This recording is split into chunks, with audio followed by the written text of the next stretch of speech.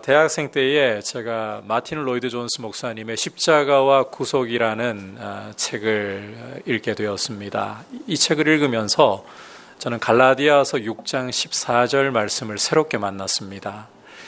내게는 우리 주 예수 그리스도의 십자가 외에 결코 자랑할 것이 없나니, 이 말씀을 새롭게 만났습니다. 그때부터 제 안에는 주님께 그런 사모함과 간구가 올라왔습니다. 나도 십자가를 알기를 원합니다.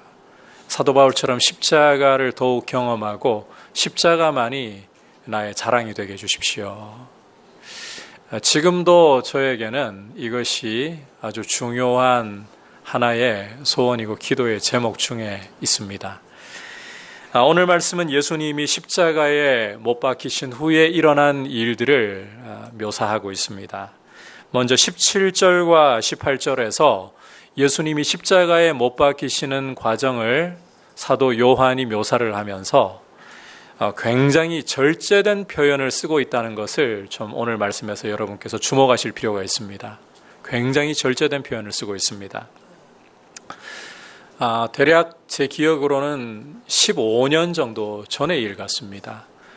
극장가의 패션 오브 크라이스트, 그리스도의 순환이라는 제목의 영화가 상영이 되었었는데, 그 영화를 목회자들이 함께 보러 갔다가 얼마나 예수님의 이 십자가에 못 박히실 때의 고통을 세세하게 묘사를 하는지, 이 영화를 보는 내내 이 제 몸에 움찔움찔 힘이 들어가고, 이 영화가 끝난 후에는 거의 몸살할 지경이다라고 생각할 정도로 이 몸이 아팠던 기억이 납니다. 그만큼 멜 깁슨이라는 사람이 만든 영화였는데, 예수님의 이 순환 장면을, 고통을 정말 사실적으로 세세하게 묘사를 했어요. 하지만 오늘 이 말씀을 읽어보시면 사도 요한은 이상하다 할 만큼 절제된 표현을 사용해가지고, 단지 요한만 그런 것도 아닙니다. 여러분께서 나머지 세 개의 복음서들을 읽어보시면 그 복음서 기자들도 마찬가지로 예수님의 이 십자가에 못 박히시는 과정을 굉장히 단순하게 기록을 하고 있습니다. 예수께서 자기의 십자가를 지고 골고다로 올라가셨고, 거기서 군인들이 예수님을 십자가에 못 박았다, 이게 끝이에요. 대못이 예수님의 손목에 파고들고 피가 튀기고, 전혀 그런 묘사가 없어요. 자, 그렇다면 도대체 요한이 이와 같은 절제된 언어를 통해서 이 십자가에 대해서 어떤 면을 보여주려고 하는 것인가? 우선 한 가지 분명하게 우리가 발견할 수 있는 사실은, 요한이 예수님의 이 육체의 고통에 대해서 주목하라고 우리 시선을 끌려고 하지 않는다는 점입니다. 오히려 적극적으로 요한이 보여주려고 하는 것은 이 십자가 사건이야말로, 예수님이 십자가에 못 박히시는 사건이야말로, 따라합시다, 영광의 사건, 영광이라고 말씀하려고 한다는 거예요. 실제로 예수님께서도 십자가를 앞에 두시고 요한복음 12장 23절을 보시면 인자가 영광을 얻을 때가 왔다, 영광이라고 십자가를 말씀을 하셨죠. 따라서 우리도 오늘 이 말씀을 보면서 요한의 안내를 따라서 십자가에서 일어난 일들을 함께 살펴보면서 이제 이 십자가가 왜 영광의 사건인가, 이 점을 함께 귀를 기울여서 살펴보고 우리의 마음에 새기려고 합니다. 자, 십자가에서 일어난 일을 크게 이 두 가지로 분류를 해볼 수가 있습니다. 먼저는 빌라도와 군인을 통해서 일어난 일과, 그리고 예수님께서 직접 하신 일로 크게 두 가지로 분류를 해서 볼 수가 있습니다. 이제 이 내용들을 차근차근 함께 살펴보도록 하겠습니다. 자, 먼저 빌라도와 군인들을 통해서 이루어진 일이 무엇인가 하는 점부터 보겠습니다. 19절, 20절 함께 한 목소리로 보겠습니다. 시작. 빌라도가 패를 써서 십자가 위에 붙이니 나사렛 예수 유대인의 왕이라 기록되었더라. 예수께서 못 박히신 곳이 성에서 가까운 거로 많은 유대인이 이 패를 읽는데 히브리와 로마와 헬라말로 기록되었더라. 자, 예수님을 십자가에 못 박은 후에 빌라도는 패를, 이 죄패를 가리키죠. 이 죄패를 써서 십자가에 붙였습니다. 그 죄패에 기록된 내용을 보면 나사렛 예수 유대인의 왕이라고 기록이 되어 있습니다. 자, 빌라도가 왜 이렇게 예수님을 유대인의 왕이라고 그 죄패에다가 쓴 걸까요? 무슨 의도를 가지고? 이러나 저러나 간에 빌라도의 승인 없이 사실 예수님을 십자가에 못 박는 일은 불가능한 일이었죠. 따라서 빌라도가 이 일이 일어나고 난 후에 굉장한 책임감과 이 죄책감을 느끼고 사죄의 의미로 이렇게 했을까? 예수님을 왕으로 인정하겠다라는 의도를 가지고 이렇게 했을까? 자, 그런데 오늘 말씀을 전반적으로 읽어보면 그런 의도가 따로 보이는 것 같지는 않습니다. 우리가 이 사건 바로 앞에 예수님의 신문 과정을 좀 다시 돌이켜 볼 필요가 있는데, 빌라도는 예수님을 신문하고 난 후에 유대인들 앞에 서서 자, 3차례나 예수님이 무죄라고 선언을 하셨죠. 기억하시죠? 그때 유대인들이 어떻게 했습니까? 빌라도의 이 무죄 선언을 수용하는 것이 아니라 당신이 만약에 저 나사렛 예수를 풀어주면 당신은 가이사의 친구가 아닙니다. 가이사의 반역자일 뿐입니다. 이렇게 빌라도를 압박하면서 결국 예수님을 십자가에 못 박도록 몰아갔던 이 일이 있었습니다. 이 점을 우리가 기억하고 있다면, 자, 빌라도가 지금 죄패에다가 나사렛 예수 유대인의 왕이라고 기록을 한 것은 예수님을 향해 속죄의 의미로, 예수님을 왕으로 인정하고자 하는 의미로 쓴 것이라기보다는 자기를 압박해서 이 총독의 자리가 위태로워질 정도로 그런 부담감을 느끼게 만들어가지고 예수님을 십자가에 못 박게 만들었던 저 독한 유대인들, 그들에게 복수하고자 하는 마음을 가지고 이렇게 썼다. 이 사실을 우리가 충분히 유추를 해볼 수가 있습니다. 이어지는 21절과 22절을 보시면 실제로 그런 흔적을 읽을 수가 있습니다. 대제사장들이 이제 십자가에 달려있는 죄패를 보더니만은 빌라도에게 와가지고 항의를 하는 겁니다. 아니, 자칭 유대인의 왕이라고 써야지 왜 유대인의 왕이라고 썼습니까? 이거 수정해 주십시오. 그때 빌라도가 어떻게 합니까? 내가 쓸 것을 썼다 하면서 이 유대인들의 요구를 묵살을 해버리죠. 십자가에 예수님을 못 박는 일에서는 총독의 자리가 위태로워지니까 어쩔 수 없이 너희들 요구에 끌려갔지만 나는 더 이상 이제는 너희들에게 끌려갈 이유가 없다. 이게 빌라도의 의도인 거예요. 결국 빌라도는 이 나사렛 예수 유대인의 왕이라는 이 죄패의 기록을 통해 가지고 유대인들에게 다음과 같이 복수를 하겠다는 겁니다. 유대인들, 너희는 너희 왕일지라도 십자가에 못 박아버릴 정도로 파렴치한 족속들이다. 예수님을 정말 유대인의 왕으로 인정하고 존중하겠다, 이런 의도보다 야, 너희 유대인이라는 족속들은 정말 독한 족속들이다. 너희 왕도 십자가에 못 박아버릴 정도로 그렇게 파렴치한 나쁜 족속들이다. 이렇게 아예 유대인들에게 수치를 주어서 복수를 하려고 하는 것이 빌라도의 주된 의도라는 거예요. 더욱이 빌라도는 이 죄패를 기록할 때에 3가지 언어로 기록을 했었죠. 보시면 자, 히브리어와 로마어와 헬라어로 기록을 했습니다. 이 3개의 언어는 예수님 당시에 지중해 지역 전체에서 통용되고 있던 언어들이에요. 헬라어가 공통하고 히브리어, 로마어, 지중해 지역 전체의 언어라고 볼 수 있습니다. 게다가 지중해 지역은 당시 세계관으로 보면 온 세상이에요. 그러니까 빌라도가 무엇까지 노렸는가 하면 너희 유대인들은 너희 왕이라도 못 박아버릴 정도로 파렴치한 족속이다. 이걸 어디까지 선언을 해버린 겁니까? 온 세상에다가 다 선언을 해버린 거예요. 이렇게 해서 수모를 유대인들이 당하게 되도록 만들어버리자. 이게 빌라도의 주된 의도라는 것입니다. 자, 그런데 이런 빌라도의 사사로운 복수 가운데에서 굉장히 놀라운 효과가 발생하고 있다는 사실을 우리가 주목할 필요가 있습니다. 빌라도의 의도는 분명히 유대인들에게 수치를 주는 거예요. 그것도 온 세상 앞에서 이 유대인이라는 이 민족은 파렴치한 민족이다. 이런 아예 낙인을 찍어버리고자 하는 의도예요. 그런데 이 죄패의 내용을 통해서 예수님이 왕이시라는 사실이, 예수님의 왕권이 선포되고 있다는 사실입니다. 그것도 히브리, 로마, 헬라 말로 기록되었잖아요. 예수님의 왕권이 온 세상의 언어로 온 세상을 향해서 선포되어 버리고 있다는 거예요.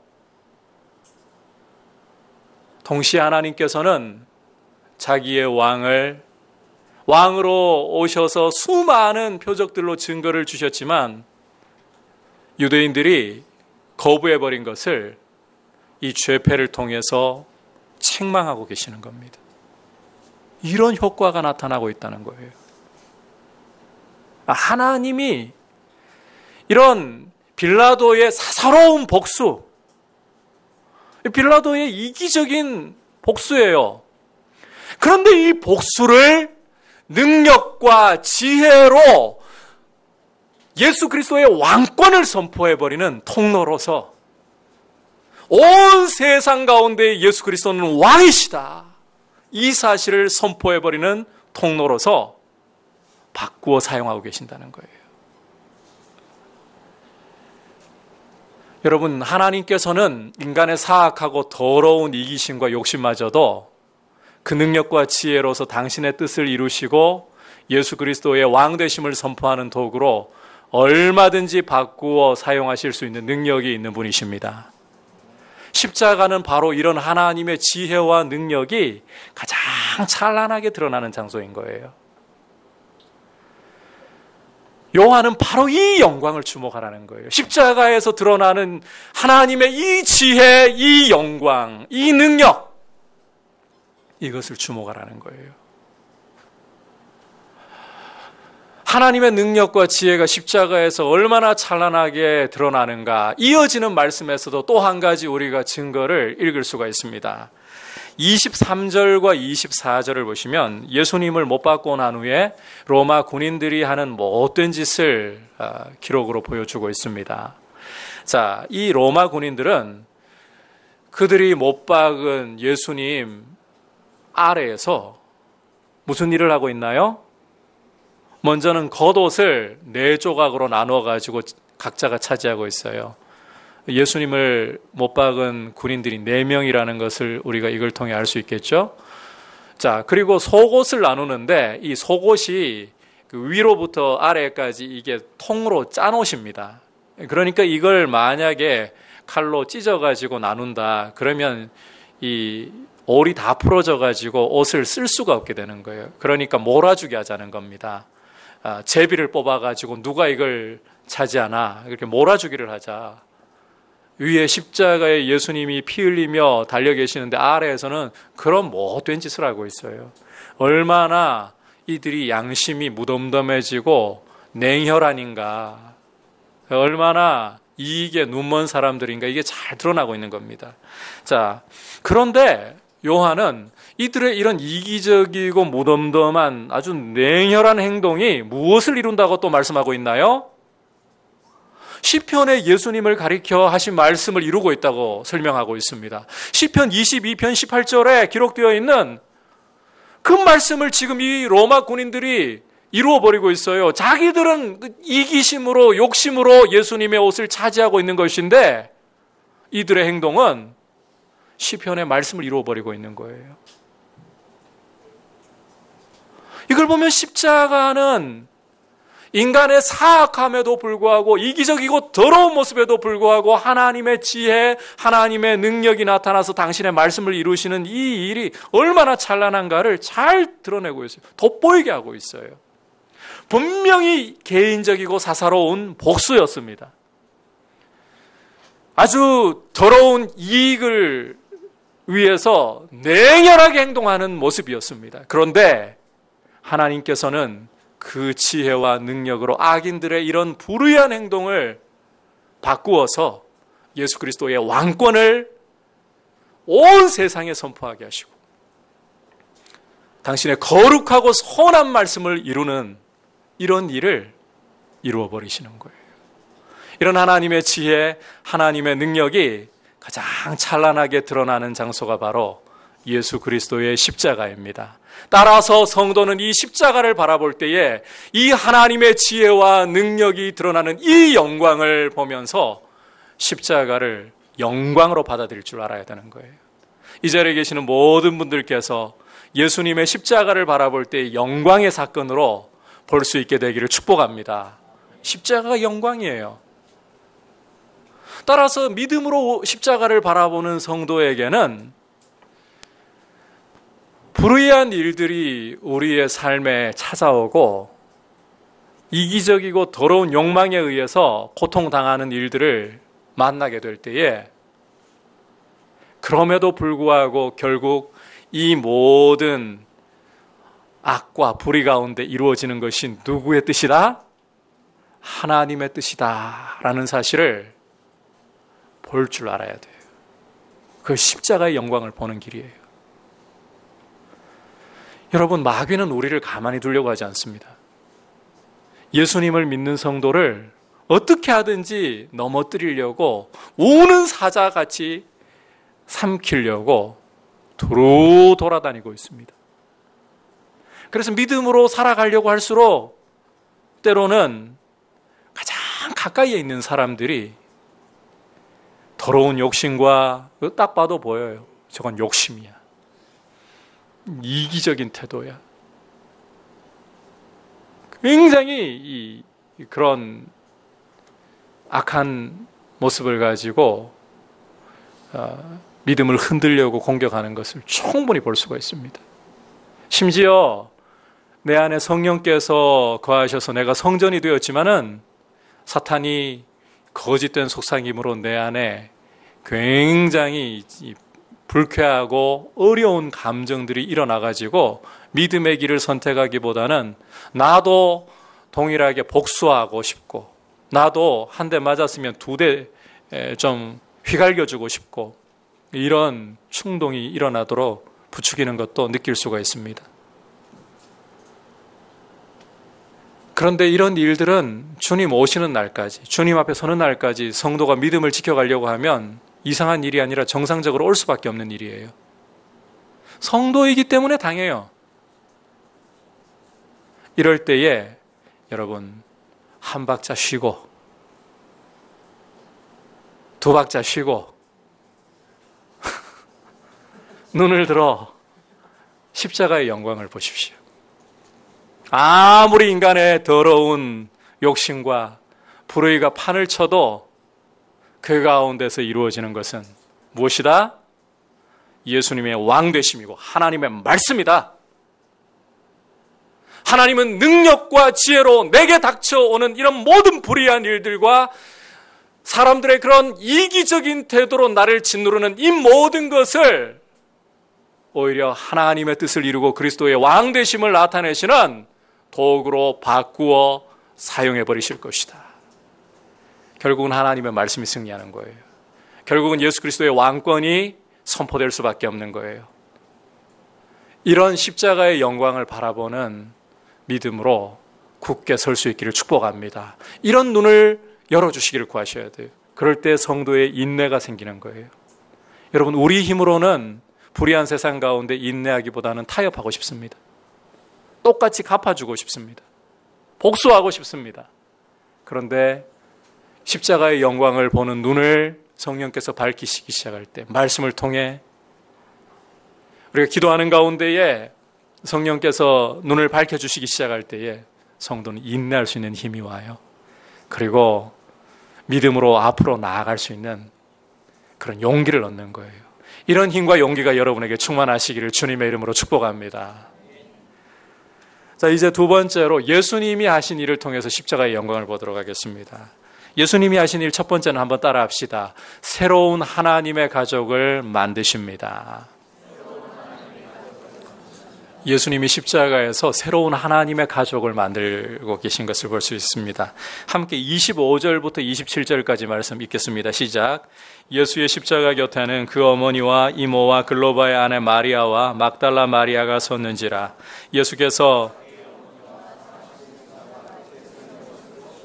자기 어머니께 말씀하시되 여자여 보소서 아들이니이다 하시고 또 그 제자에게 이르시되 보라 내 어머니라 하신데 그때부터 그 제자가 자기 집에 모시니라. 자, 25절 26절을 여러분께서 다시 보시면 십자가 곁에 있던 사람들, 특히 예수님을 따르던 사람들의 이름을 기록해서 보여주고 있는데 남자는 안 보이고 남자들이 용감하지를 못해요. 결정적인 순간에 다 도망가 버리고 여인들만 있죠. 예. 그리고 27절 건너가 보시면 특별히 이 27절 때문에 모친인 마리아와 딱 한 사람 남아있던 남자, 사랑하시는 제자 요한이죠. 요한이 돋보이게 됩니다. 특히 하신 말씀 때문에 이 두 사람이 우리의 시선을 끕니다. 예수님이 이 두 분에게 뭐라고 말씀을 하시는가 하면 십자가에 달리신 채로 어머니에게 요한을 손으로 가리키실 수가 없잖아요. 아마 얼굴로 가리키셨겠죠. 가리키시면서 여자여 보소서 아들입니다. 그리고는 다시 요한 쪽을 보시는 대로 어머니에게 가리키시면서 보라 내 어머니시다 이렇게 말씀을 하고 계십니다. 참고로 예수님이 이 모친께 여자여라고 부른 것은 우리 문화로 보면 안 됩니다. 우리 문화를 가지고 이 말씀을 보면 굉장히 무례하잖아요. 그런데 고대 근동 지역에서는 여인들을 여자여라고 부를 때에 굉장히 이 존칭을 써가지고 높여주면서 부르는 거예요. 그런데 아무리 존칭이라 할지라도 어머니에게 여자여라고 부르는 것은 어색해요. 근동의 문화로 봐도 어색해요. 자, 그러고 보니까 우리가 요한복음을 공부를 하면서 어디선가 예수님이 어머니를 여자여라고 불렀던 부분 공부했던 거 기억나시죠? 언제였습니까? 역시 수준이 있으세요. 요한복음 2장을 보시면 요한복음 초기라 가지고 잊어버리실 만도 한데 갈릴리 가나 혼인잔치에서 이 잔치에 꽂힌 포도주가 똑 떨어져 버렸잖아요. 그때 모친 마리아가 예수님께 와서는 포도주가 다 떨어졌습니다. 그때 예수님이 모친에게 뭐라고 말씀하셨습니까? 여자여 이 일이 나하고 무슨 상관이 있습니까? 자, 그때 이 여자여라는 호칭 설명드렸던 거 혹시 기억하시는가요? 이것은 무례한 게 아니라 자, 어머니와 당신과의 관계를 재설정하는 것이다. 관계의 재설정을 의미하는 용어라 그랬었죠. 비록 마리아가 예수님을 그 태에 10달을 품고 직접 낳아서 젖을 물리면서 양육을 했습니다. 그럼에도 불구하고 예수님은 단지 마리아의 육신의 아들이 아니라는 거예요. 예수님은 태초부터 계시고 하나님과 함께 계셨고 만물을 창조하신 하나님이신 분이시다. 그리고 그가 이 땅에 오신 이유는 마리아의 아들로 사시기 위한 것이 아니라 세상의 죄를 그 몸으로 짊어지시고 대신 십자가에 달려 저주와 진노를 당하시고 세상에게 구원을 주시기 위함이다. 지금 십자가에 달려 계시는 것도 바로 그 일을 이루고 계시다는 사실을 여자여라는 이 호칭을 통해서 주님은 모친에게 보여주고 계시는 겁니다. 나를 아들로, 당신의 육신의 아들로 보지 마소서. 나는 아버지의 일을 이루러 왔고 지금 그 일을 십자가에서 이루고 있습니다. 하지만 예수님은 인생의 연약함을 알고 계십니다. 그래서 아들을 십자가에서 이뤄야 하는 이 모친의 고통, 이 괴로움을 이해하고 계시기 때문에 요한을 가리켜 보이면서 당신의 아들입니다. 그리고 요한에게는 내 어머니시다. 마리아를 실제적으로 위로하시고 또 요한이 돌볼 수 있도록 이렇게 관계를 지워주고 계시는 겁니다. 그런데 우리가 여기에서 질문을 하나 좀 던져봐야 돼요. 여기서 여러분 일부러 감정적으로 빠지시면 안 돼요. 예리한 질문을 좀 던져봐야 돼요. 이상하다. 예수님에게 분명히 형제가 있을 텐데 제 말이 틀렸나요? 요셉과 마리아 사이에 예수님 다음에 태어난 형제들이 4명이나 있어요. 야고보와 요셉과 시몬과 유다라는 4명의 아들이 있어요, 마리아에게. 그런데 그들 누구에게도 예수님이 어머니를 부탁하시지 않고 피 한 방울 안 섞인 요한에게, 제자에게 어머니를 부탁하신단 말이에요. 사도 바울은 디모데에게 편지를 쓰면서 자기의 친족, 가족을 돌보지 않는 사람은 뭐보다 악하다? 불신자보다 악하다고 하셨어요.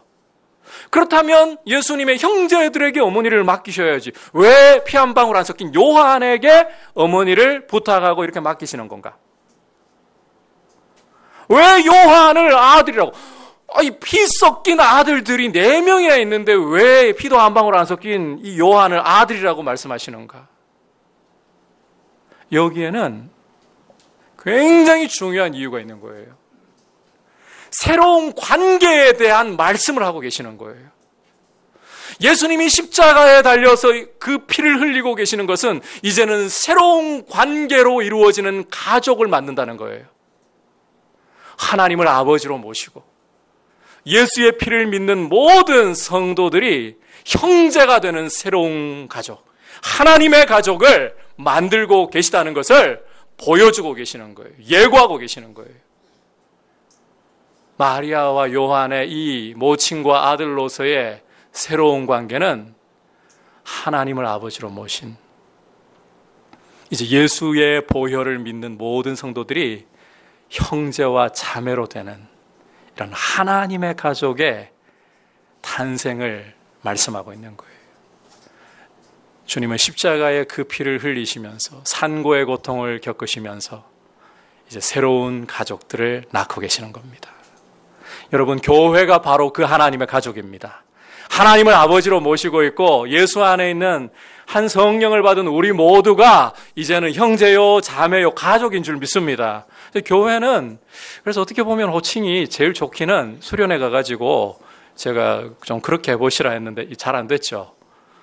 큰형님, 동생, 누님.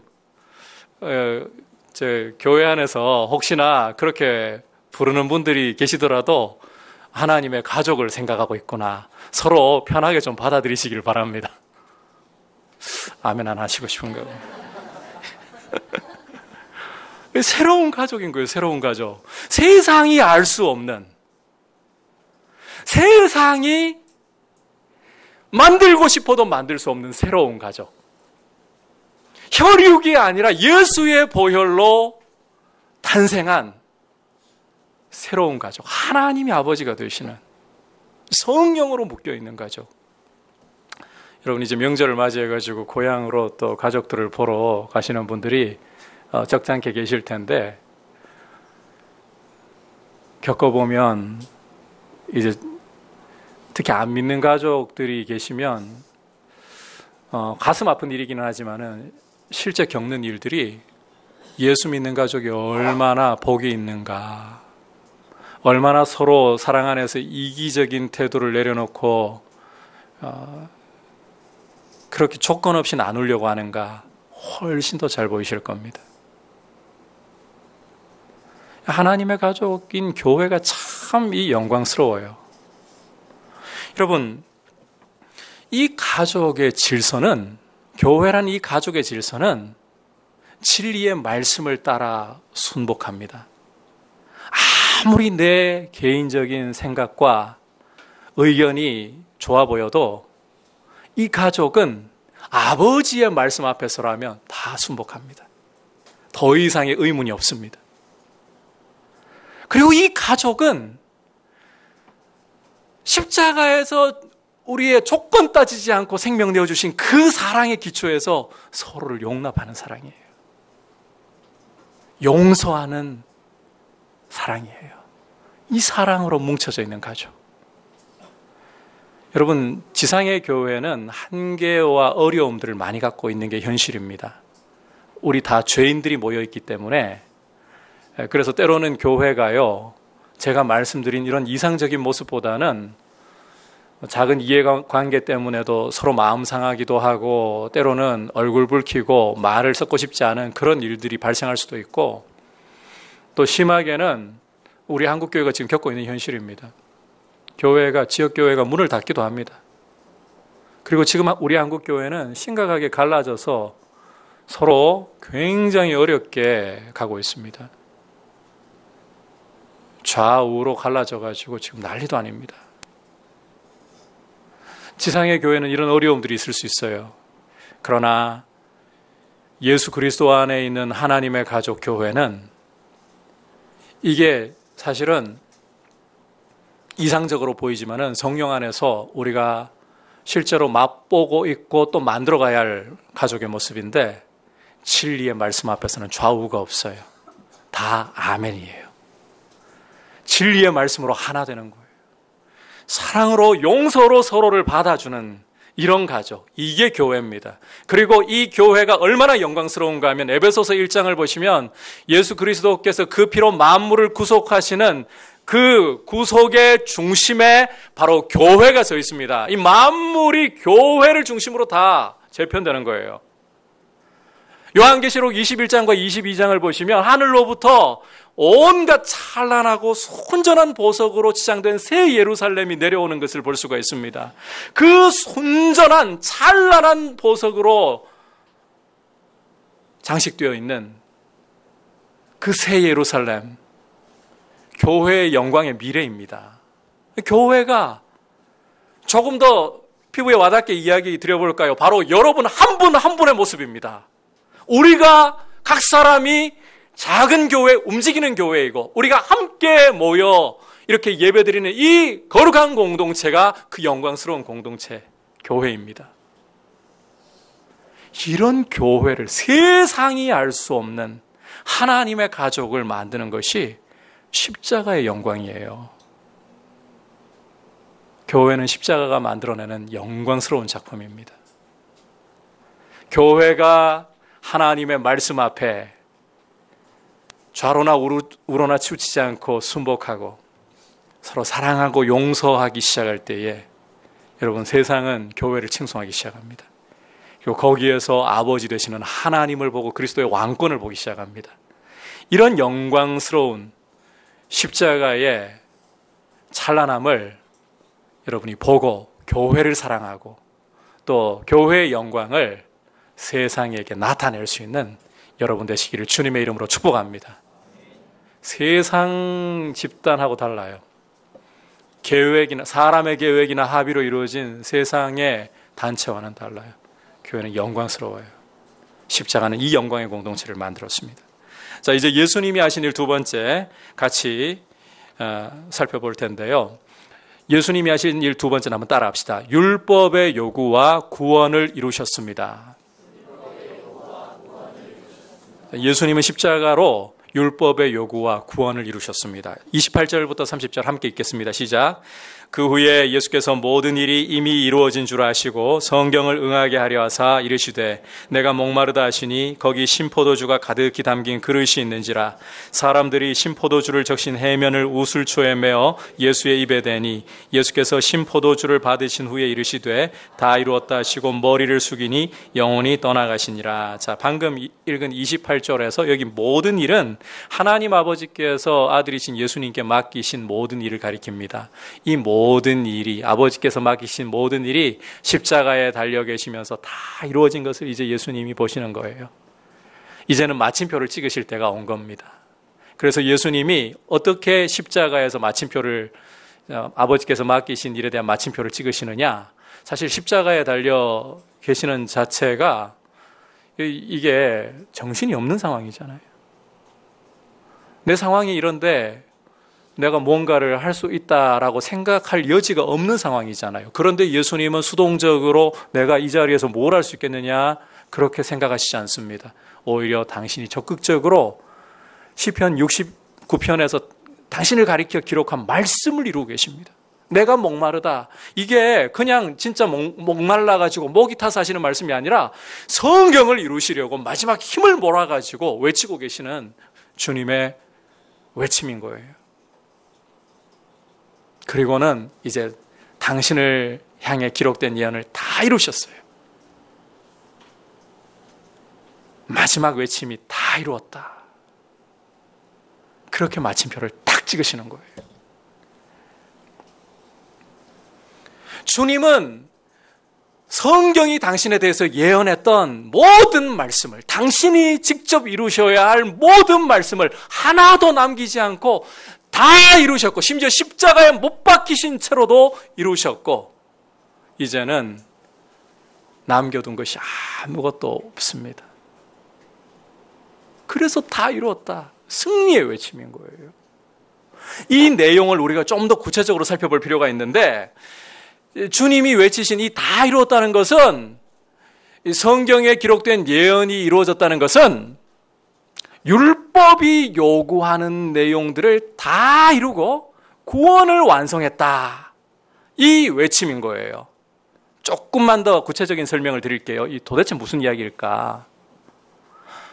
율법의 요구를 다 이루고 구원을 이루었다. 예언을 이룬다는 게 이게 도대체 무슨 이야기일까? 자, 이해를 돕기 위해 가지고, 자, 핵심만 좀 설명을 드리는데, 이해를 돕기 위해 가지고 의라는 것을 좀 정리를 해드립니다. 여러분, 의라는 것은 율법이 요구하는 것을 다 이룰 수 있을 때 이루어지는 겁니다. 율법이, 하나님의 율법이 100% 문자로만이 아니라 그 정신까지 100% 이루어질 수 있을 때에 의가 이루어지는 거예요. 이해하셨죠? 그리고 이 의가 있어야만, 이 의를 이룰 수 있어야만 사람은 하나님 앞에 서서 하나님과 사귀는, 이게 영생이거든요. 영생을 누리게 됩니다. 이게 바로 구원입니다. 반대로 율법이 요구하는 것 가운데 단 하나라도 어김이 있다. 겉으로 볼 때 문자는 다 지켰으나 그 정신을 지키지 못했다.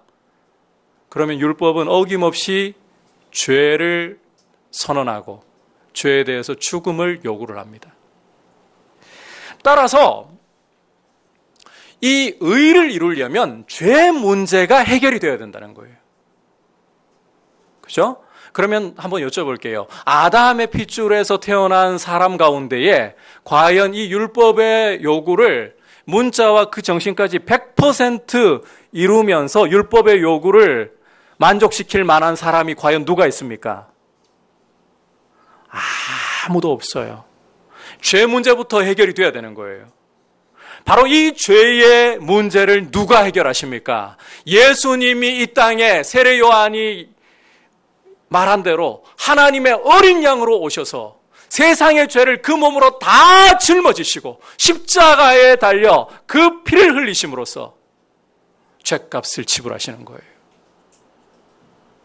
죄에 대해서는 하나님의 저주와 진노와 심판이 임해야 됩니다. 모세율법에서 나무에 달린 자는 어떤 자라고요?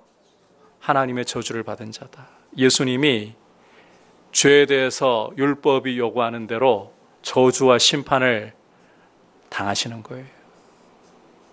당신이 죄를 짊어지시고 세상의 죄를 짊어지시고 십자가에 달려서 하나님의 저주를 대신 받으시는 거예요.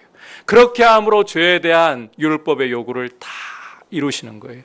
이게 율법을 예수님이 이루시는 일의 정점입니다. 그래서 예수님은 십자가에 흘리신 피로 율법을 완성하셨고 의를 이루신 것입니다. 그리고 이 의를 선물로 당신의 백성에게 따라합시다. 값없이 주시는 거예요. 우리는 이걸 믿음으로 받는 거예요. 이렇게 의를 선물로 받은 사람만이 하나님 앞에 담대히 두려움 없이 서는 것이고 하나님을 아버지라 부르며 사귈 수 있는 거예요. 이게 영생이에요. 이게 바로 구원인 거예요. 이 일을 십자가로 다 이루셨다는 것입니다. 더 이상 저와 여러분이 죄를 위해서 지불할 어떠한 값도 남아있지 않습니다. 예수님의 보혈로서 하나님의 진노는 지나갔고 건너뛰었고 이제 하나님 앞에 어여시 두려움 없이 담대히 설 수 있는 자격이 우리에게 주어져 있는 줄 믿습니다. 예수님의 십자가에서 이 일이 이루어진 거예요. 다 이루었다. 이것은 바로 이 승리의 선언인 거예요. 여러분, 우리 인생에게 가장 중요한 필요는 바로 죄로부터 구원을 얻는 것입니다. 아무리 많은 돈을 가지고 있고 아무리 명예를 가지고 있고 성공을 거두었다고 해도 죄 문제 해결을 못 해줍니다. 나라의 정치가 뒤집어져서 새롭게 된다 해도 죄 문제 해결이 안 됩니다. 나라의 경제가 어떤 솔로몬과 같은 그런 부귀를 가져다 주는 역사로 새롭게 되어도 죄 문제 해결이 안 됩니다. 하나님의 진노로부터 심판으로부터 건져줄 수 있는 것은 아무것도 없습니다. 오직 예수의 보혈만이 우리를 진노로부터 건지는 줄 믿습니다. 그 피로 다 이루신 거예요. 의를 이루신 거예요. 그리고 우리에게 그 의를 선물로 주셔서 내가 자격이 있어서가 아닙니다. 하나님 앞에 이쁜 짓을 해서가 아닙니다.